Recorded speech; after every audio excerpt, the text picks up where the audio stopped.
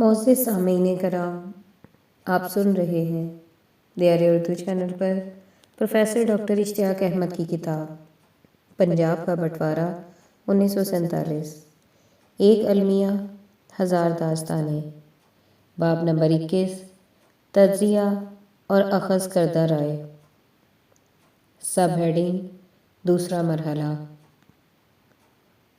پنجاب کی تقسیم کا دوسرا مرحلہ اپریل 1947 سے شروع ہوتا ہے، جب اختیارات کی کشمکش دہلی کے ایوانوں میں منتقل ہو گئی، جہاں ماؤنٹ بیٹن کو فوراً احساس ہو گیا کہ چونکہ کانگریس اور مسلم لیگ کے رہنماؤں میں اعتماد اور تعاون کا فقدان ہے، اس لیے ہندوستان کو مزید متحد نہیں رکھا جا سکتا۔ البتہ انہوں نے دونوں بڑی جماعتوں کے رہنماؤں کی دولت مشترکہ میں شمولیت کے حوالے سے تاثرات جمع کرنا شروع کر دیے۔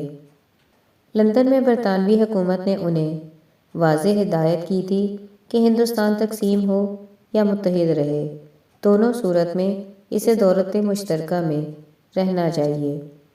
جناح کے ساتھ نجی ملاقاتوں میں ماؤنٹ بیٹن نے یہ موقف اختیار کیا کہ اگر بھارت دولت مشترکہ میں شامل نہیں ہوتا تو صرف پاکستان کو رکن قبول کرنا ممکن نہیں ہوگا، جبکہ نہرو کے ساتھ بات چیت میں ماؤنٹ بیٹن نے چالاکی کے ساتھ یہ کہا کہ اگر بھارت دولت مشترکہ میں شامل نہیں ہوتا تو ہندوستان تقسیم ہو جائے گا، کیونکہ جناح پاکستان کو دولت مشترکہ کا رکن بنانے کے لیے تیار ہیں۔ ایسی حکمت عملی کے تحت ابھرنے والے دباؤ کے باعث دونوں جماعتیں دولت مشترکہ میں شامل ہونے پر رضامند ہو گئیں۔ اسی سوچ کو مد نظر رکھتے ہوئے ماؤنٹ بیٹن نے پنجاب کے مسئلے سے نمٹا۔ پنجاب کے کئی گورنر یہ کہتے آئے تھے کہ پنجاب کو متحد رہنا چاہیے، کیونکہ انہیں پنجاب کی ایسی کوئی قدرتی حد بندی نظر نہیں آتی جس پر عمل درآمد سے تمام متعلقہ فریق خوش ہوں۔ ماؤنٹ بیٹن نے مہاراجہ پٹیالہ اور جناح کے درمیان کئی ملاقاتوں کا اہتمام کیا، اور کم از کم ایک ملاقات میں وہ خود بھی موجود تھے۔ جناح اور مہاراجہ کے مشیر بھی ان کے ساتھ تھے۔ جناح نے سکھوں کو تقسیم کے مطالبے سے دستبردار ہونے پر فراغ دلانہ رعایتوں کی پیشکش کی، بلکہ انہوں نے ایک طرح سے سکھوں کو پاکستان کے اندر ایک سکھ ریاست بنانے کی پیشکش کی۔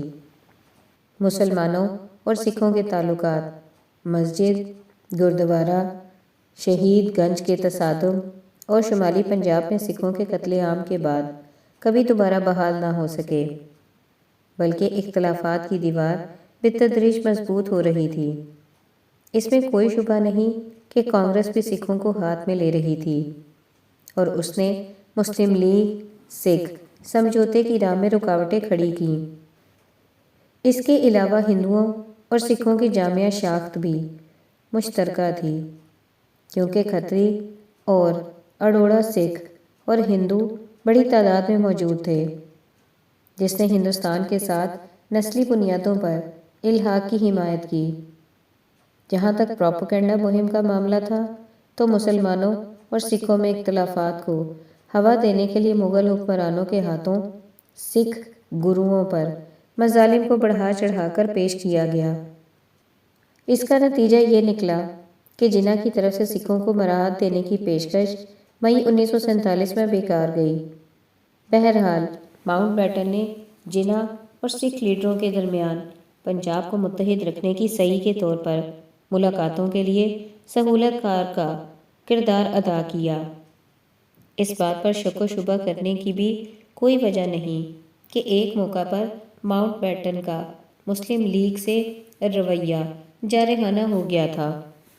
اس کی وجہ سکھوں اور مسلم لیگ کے مذاکرات کی ناکامی تھی، جس کے بعد ماؤنٹ بیٹن نے پنجاب کو بھی تقسیم کرنے کا ذہن بنا لیا تھا۔ جناح کا یہ موقف نہایت کمزور تھا کہ بنگالی اور پنجابی ثقافتی قومیں تھیں اور انہیں تقسیم نہیں کیا جا سکتا۔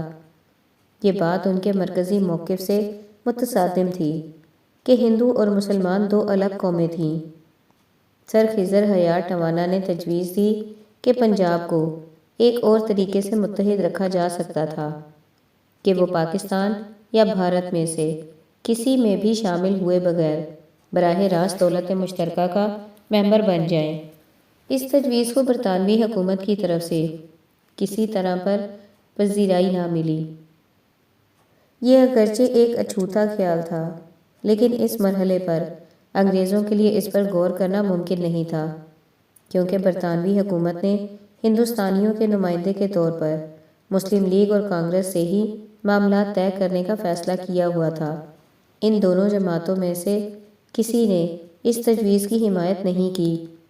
تقسیم ہند کے ڈرامے کا سب سے متنازع عمل ماؤنٹ بیٹن کا تقسیم کی تاریخ کو جون 1948 سے وسط اگست 1947 تک پیچھے لانا تھا۔ بظاہر انہوں نے اس فیصلے پر نہرو کو اعتماد میں لے لیا تھا۔ وہ کیا سوچ رہے تھے، لیکن دیگر تمام سیاستدانوں کے لیے یہ نئی تاریخ دھچکے کا باعث بنی۔ اس تناظر میں جہاں ماؤنٹ بیٹن اس فیصلے کے نتائج و عواقب اور تباہی کے ذمہ دار تھے، وہاں نہرو بھی مورد الزام ٹھہرائے جاتے ہیں، کیونکہ نجی طور پر وہ بھی نئی تاریخ سے آگاہ تھے۔ بہرحال حالات کچھ بھی تھے، 3 جون کے تقسیم ہند پلان میں نہ صرف ہندوستان بلکہ پنجاب اور بنگال کی تقسیم کا ذکر کیا گیا تھا۔ اس کے طریقہ کار کے تحت ان دونوں صوبوں میں مسلمان اور غیر مسلم آبادی اور دیگر عوامل کی بنیاد پر تقسیم کا عمل وقوع پذیر ہونا تھا۔ پنجاب اسمبلی نے تقسیم کے حق میں فیصلہ دیا۔ اس کے ساتھ ساتھ پنجاب میں فرقہ وارانہ تشدد کا آغاز ہو چکا تھا اور اپریل میں امرتسر میں خوفناک واقعات رونما ہوئے۔ اس کے ذمہ دار مسلمان تھے۔ چیف سیکرٹری اختر حسین نے اپنی رپورٹ میں اس کی تصدیق کی۔ بدنام زمانہ چوڑی مہندی کا واقعہ، جس سے لاہور کے گنڈے اور بدماش اشتعال میں آئے۔ یہ منصوبہ بھی امرتسر کے گنڈوں اور بدماشوں نے تیار کیا تھا، جس کا نتیجہ لاہور میں گھیراؤ، جلاؤ اور چھرا گھونپنے کے واقعات کی صورت میں نکلا۔ مئی کے وسط کے بعد تک لاہور میں صورتحال ہر گزرتے روز کے ساتھ خراب ہوتی چلی گئی۔ نابھا اور فرید کوٹ ریاستوں کے سرکاری دستوں کی طرف سے لاہور کے مضافاتی علاقے راج گڑھ میں حملے سے جہاں ایک طرف مسلمان جمع ہو گئے، وہاں ہندو اور سکھ دوسری طرف اکٹھے ہونے کا عمل تیز ہو گیا۔ مئی کے آخر تک لاہور شہر کے ہندو اکثریتی علاقے آگ میں جل رہے تھے۔ گورنر سر ایوان جینکنز کے خیال میں 3 جون کے تقسیم ہند پلان کے اعلان پر پنجاب میں کسی خاص جوش و جذبے کا مظاہرہ نہیں کیا گیا، لیکن اس کی آڑ میں جرائم پیشہ عناصر، ان کے سیاسی سرپرستوں اور انتظامیہ میں ان کے ہمدردوں کے لیے تشدد کی رفتار تیز کرنا آسان ہو گیا۔ لاہور کے شالمی بازار میں آتش زدگی اس کی ایک مثال تھی کہ تشدد کی منصوبہ بندی کیسے کی گئی۔ شالمی کی آگ نے لاہور میں ہندوؤں کی کمر توڑ کر رکھ دی، جو اس وقت کم تعداد کے باوجود لاہور میں ہی قیام کرنے کے خواہاں تھے۔ گاندھی سمیت کانگریس کی قیادت نے ہندوؤں کو لاہور میں ہی رہنے کے لیے ان کی حوصلہ افزائی کی۔ 21 اور 22 جون کی رات کو جب شالمی کے بیشتر حصوں میں آتش زدگی کے بعد ہندوؤں میں خوف و ہراس پھیل گیا اور کافی تعداد میں ہندو لاہور سے چلے گئے، اب انتظامی مشینری میں موجود لوگ اپنے ہم مذہب افراد کی کھلم کھلا حمایت کر رہے تھے۔ لاہور کی حد تک مسلمانوں کو بالادستی حاصل تھی، حتیٰ کہ فائر بریگیڈ بھی ہندوؤں کے علاقے میں لگی آگ بجھانے میں نیم دلانہ کردار ادا کر رہا تھا۔ دیہی علاقوں میں البتہ معاملات معمول کے مطابق چل رہے تھے۔ کچھ سکھوں نے ہو سکتا ہے کہ مشرقی پنجاب میں مسلمانوں سے مغربی پنجاب کے مظالم کا انتقام لینے کا سوچا ہو، لیکن ابھی اس خیال نے زیادہ ٹھوس شکل اختیار نہیں کی تھی۔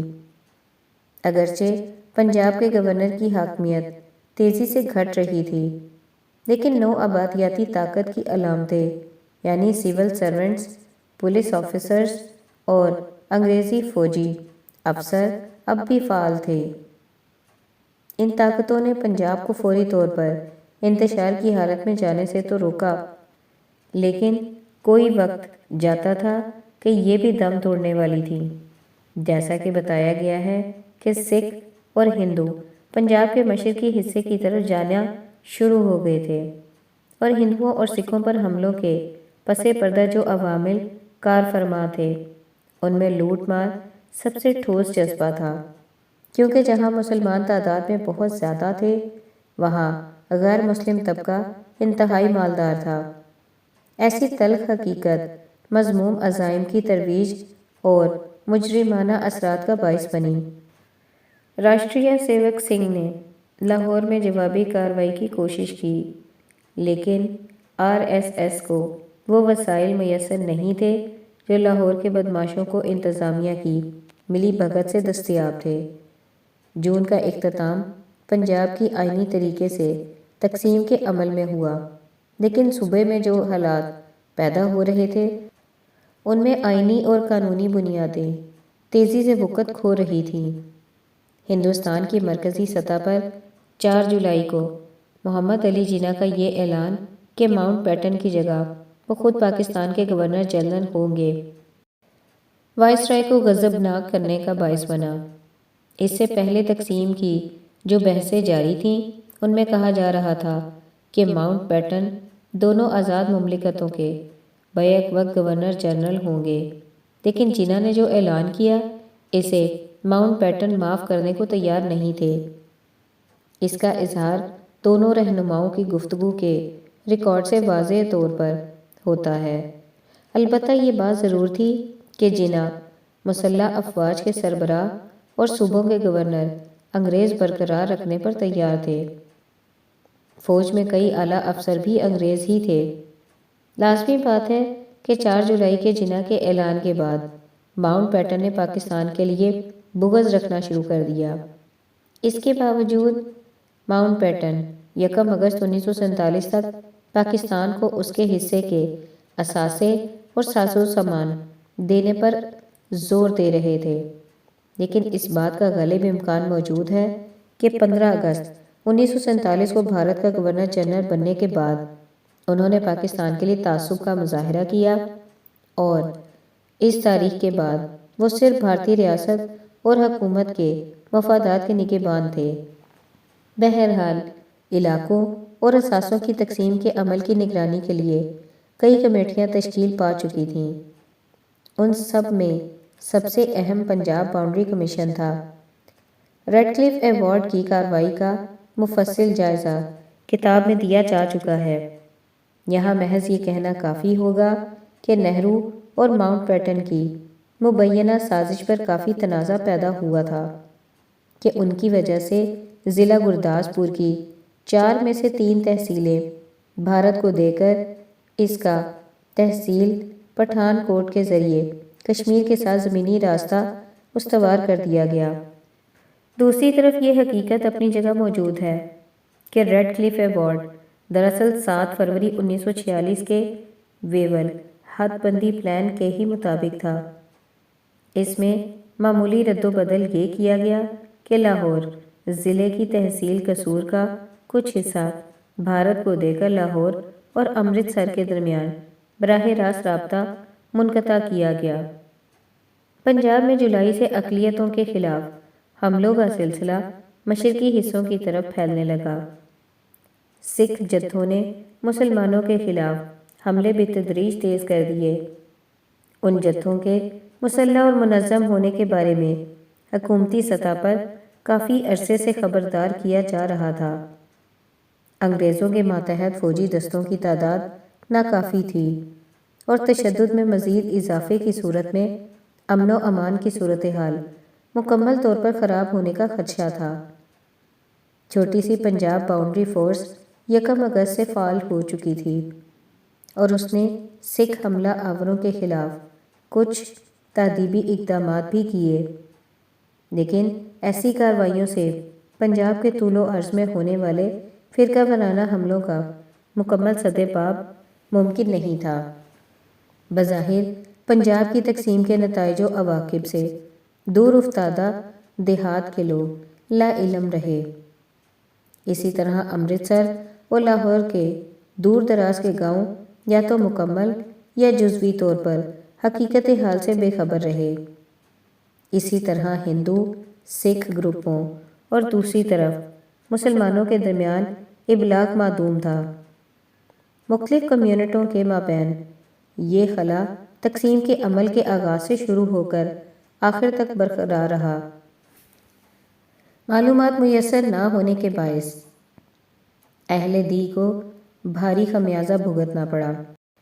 ان تمام افراد میں سے سب سے زیادہ مشرقی پنجاب بالخصوص سکھ خود مختار ریاستوں کے مسلمان تقسیم کے فیصلوں کی بھیڑ چڑھے، چونکہ وسطی، شمالی اور مغربی پنجاب کے مسلم اکثریتی اضلاع میں ہندوؤں اور سکھوں پر جولائی کے آغاز تک حملے نہیں کیے گئے تھے، اس لیے مسلمانوں کو ان کے برعکس بہت کم پتہ تھا کہ پنجاب کی تقسیم کے نتائج کیا نکلیں گے۔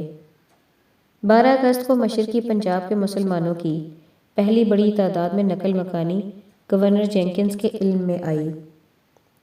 اس سے پہلے مارچ 1947 سے مغربی پنجاب سے ہندوؤں اور سکھوں کا مشرقی حصے کی طرف انخلا دیکھنے میں آ رہا تھا، گویا اب پورا پنجاب شورش کا شکار تھا۔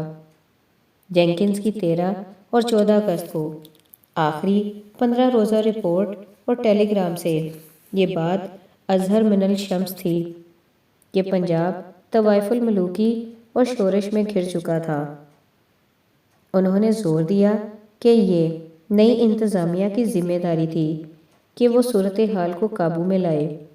یہ بات واضح تھی کہ ایسے انتظامیہ جو صورتحال پر بتدریج کنٹرول کھو رہی تھی کہ تسلسل کے باوجود ہلاکتوں کی تعداد کم رہی، شاید 10 سے 15 ہزار، تاہم گورنر جینکنز نے اس کا تخمینہ کم ظاہر کیا ہے۔ سب ہیڈنگ تیسرا مرحلہ، پنجاب کی تقسیم کا تیسرا اور حتمی مرحلہ نفسیات کی اصطلاح میں ہوبیسی نائٹمیئرز، ہوبیسی ڈراؤنے خواب جیسا تھا، جب ریاست اور امن و امان سے متعلق حکومتی مشینری منظر عام سے غائب تھی۔ قدیم پنجاب کے سکہ بند باسی غیر متعلقہ ہو چکے تھے۔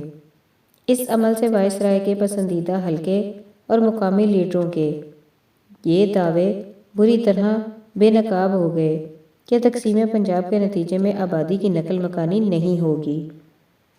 اس معاملے میں صرف محمد علی جناح کو استثناء حاصل ہے، کیونکہ انہوں نے نومبر 1946 میں بہار میں مسلمانوں کے قتل عام کے بعد بھارت اور پاکستان کے درمیان آبادی کے تبادلے کی تجویز دی تھی، لیکن یہ تجویز سدا بصحرا ثابت ہوئی۔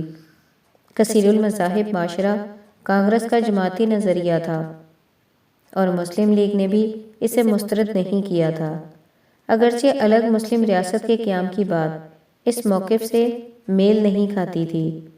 اس کے ساتھ ساتھ ماؤنٹ بیٹن کا خیال تھا کہ سرکاری مشینری کو نو آزاد شدہ کسی ملک میں خدمات انجام دینے کا حق دینا چاہیے، لیکن عام آدمی کو وہیں رہنا چاہیے، کیونکہ انتظامیہ کی تبدیلی سے غیر جانبداری ختم نہیں ہوگی۔ ایسا موقف اختیار کرنے کے لیے کوئی سامراجی بنیاد موجود نہیں تھی۔ اس کے برعکس تمام تر شواہد اس بات کے گواہ تھے، خون ریزی ناگزیر تھی۔ بالخصوص سکھ رہنماؤں کے عزائم سربستہ نہیں تھے۔ بھارت یا پاکستان دونوں نے انگریز دور کے گورنروں یا چیف سیکرٹریوں کی بنا پر 15 روزہ خفیہ رپورٹیں شائع کرنے کی زحمت نہیں کی۔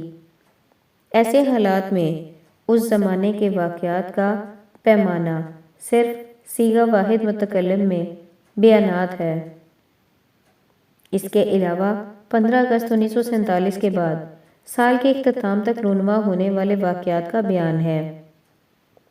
پاکستانی پنجاب میں ہندوؤں اور سکھوں کا انخلا کئی ماہ سے جاری تھا۔